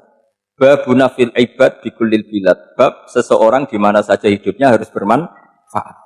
Terus dalilnya itu hanya mengutip makalahnya Nabi Isa, wa ja'alani mubarakan ainama kuntu. Ciri utama seorang nabi apa? Saya di mana-mana adanya berkahi orang lain. Jadi berkah bagi orang lain. Maksudnya tidak jadi problem bagi orang lain. Artinya kamu hidup entah di Jogja seperti Pak Onu orang Jember, saya orang Rembang. Hidup di Jogja manfaat, di Jember ya manfaat, di mana-mana manfaat. Saya pernah di Korea seminggu ya manfaat. Saudara kita TKI yang di Korea ya manfaat, di sana bikin masjid, bikin apa. Karena ngendikane Allah menceritakan Nabi Isa siapa? Wa ja'alani mubarakan ainama kuntu. Saya adalah orang yang di mana-mana berkah. Artinya manusia eksistensinya harus seperti itu, hidup di mana saja berkah. Gampang sekali memahami. Pernah Imam Syafi'i ditanya, kalau kamu nggak kehilangan air atau nggak ada air di satu daerah, cari-cari dulu sampai nggak ketemu. Setelah nggak ketemu air, baru kamu boleh tayam. Imam Syafi'i ditanya, apa dalilnya harus mencari dulu? Kalau nggak ada air ya langsung tayamum saja. Kenapa harus nyari-nyari dulu? Jawabnya Imam Syafi'i itu gampang sekali. Qala ta'ala falam tajidu ma'an. Kemudian kamu tidak menemukan air. Di mana-mana tidak menemukan setelah mencari. Kalau belum mencari namanya tidak tahu. Kan ayatnya kan falam tajidu ma'an. Kemudian kamu tidak menemukan air. Tidak menemukan tuh nyari dulu apa langsung ambil sikap? Nyari dulu baru kesimpulannya tidak ketemu. Kalau belum pernah nyari namanya tidak tahu. Segampang itu ulama dulu memahami Quran karena konstruksinya utuh. Yaitu mereka tahu betul bahwa Quran itu bilisanin Arabiyyin. Ketika Futuhat Syam. Syam dulu itu dikuasai tentara Romawi. Era Sayyidina Umar Futuhat. Yerusalem dikuasai tentara Islam. Itu awal Sayyidina siapa? Umar radhiyallahu anhu. Ketika Futuhat mau ada pesta besar-besaran. Tapi Umar menolak. Ketika menolak, kenapa Anda menolak? Beliau hanya membaca ayat Inna Allaha ta'ala ayyara